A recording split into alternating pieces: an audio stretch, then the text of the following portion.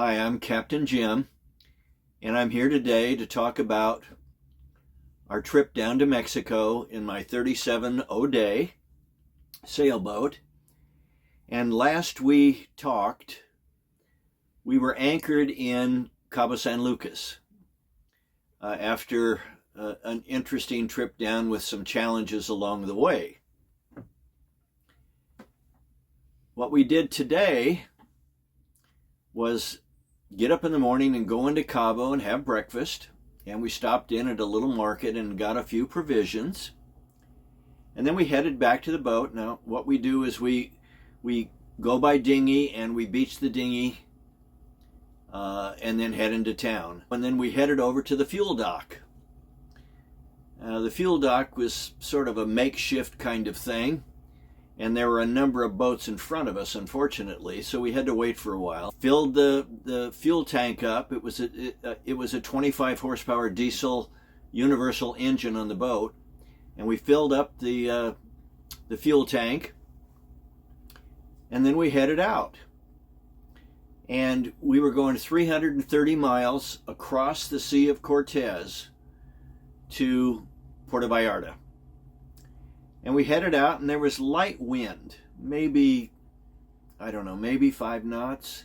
It was enough for us to make headway, but we weren't moving very fast, maybe 2.5 knots. We continued, and we went 60, 70 miles, and then the wind died. And when I say it died, I mean it died. We were becalmed. We had zero wind. It was dead still. And we thought this would just be something that would last a short time. I'd experienced that a number of times over the years. But this time it wasn't a short time. It went the rest of the day and the entire night. No wind. We weren't moving.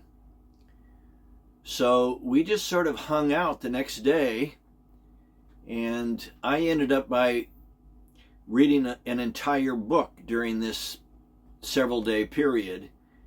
All of us had brought some books along in case we had time to read. Nothing changed that day. Nothing changed the next day. Now on the third day, still becalmed, we were all getting a little antsy, just hanging out. The wind finally started picking up, and not very much, but it picked up a little bit, enough for us to again start making headway toward Puerto Vallarta. So we ended up by sailing the rest of the way to Puerto Vallarta, which at that point was about another 200 plus miles. And we never got to sail very fast. I don't think we ever went over 3 or 4 knots. But we ended up by sailing the rest of the way to Puerto Vallarta.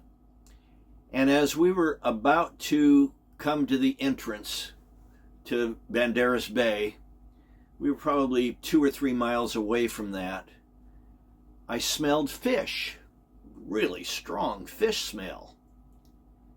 And I started looking around, and on the starboard right side of the boat was a whale. And I mean, this whale was so close, I could have literally stepped off the boat and stepped on his back. And I looked over and saw the whale, and he was looking at me. We were making eye contact right next to the boat. The whale was about the same size as the boat. So it was kind of an interesting experience. We looked at each other for, a minute or two, and then he moved out. But it was the closest I have ever been to a whale out when I was out cruising. So it was kind of a cool experience. Then there's a big rock sort of in the entrance to Banderas Bay. And we then headed toward that, and on the left is Pinta Muta, which is kind of a cool little settlement that I later had a really interesting experience at, which I'll share with you later. But we then headed into Puerto Vallarta, and it was about 15 miles or so to get to the area where the marina was that we were going to stay. What I'll do next time is I'll share our entrance into Puerto Vallarta and a very interesting experience that I had on the way in, and talk about what we did after that. I thank all of you for joining me, and I look forward to continuing this story next time.